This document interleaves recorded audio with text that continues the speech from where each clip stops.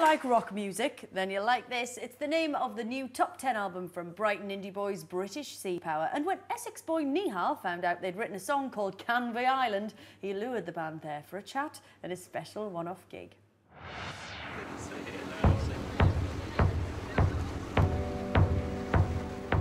British Sea Power have a reputation for being a thoughtful lot. They've rejected the traditional cliches of sex, drugs and rock and roll about everything from light pollution to immigration. Their new track, Canvey Island, features tales of bird flu and severe flooding, a perfect example of their idiosyncratic writing style. Now, we found out that they'd never actually been to Canvey Island before, so we decided to take them there to find out more about the inspiration behind their music. When you come to write a song, what goes into it? I collect a lot of stories, you know, from the news, from the radio and stuff like that. Make a lot of notes. What kind of stories grab your ear? What are you you hear and go, oh, that's a bit odd? We like to bring lots of things into rock music, like Canvey Island, for instance. On Canvey Island, 1953, many lives were lost with the records of a football team. What is it about Canvey Island that made you want to write a song about it? It was two things, really. The first was a story about the floods in 1953. I think it's 57 people died. 58? 58. There's another one I didn't know. All right. It's close, though. Yeah, it was close, very close. Fair enough. Yeah, I was listening to Radio 4. There's a story on about they were talking to a survivor who was a fan of the local football team, and he had mixed feelings. Basically, he was pretty upset about some of his friends dying, but he was more upset that they'd lost all the football records. And I thought that's a kind of sums up something about life.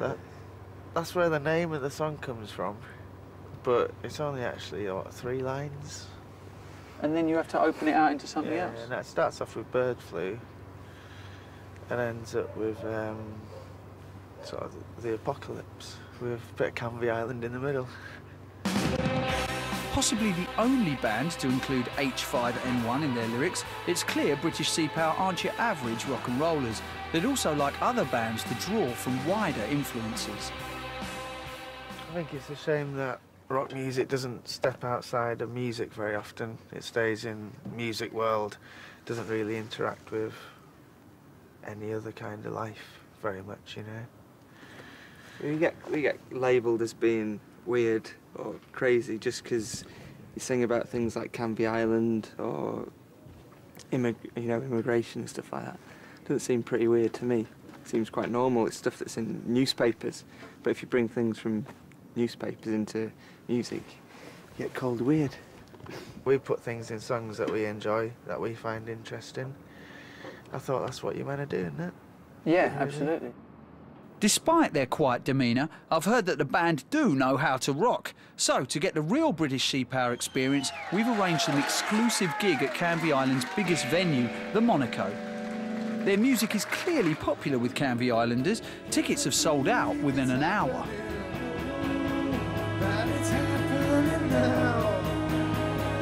I can't believe it's happening. It's coming true somehow. Don't you think it's strange, you know, moving on the road sound. Brace yourself for storms and summer drought.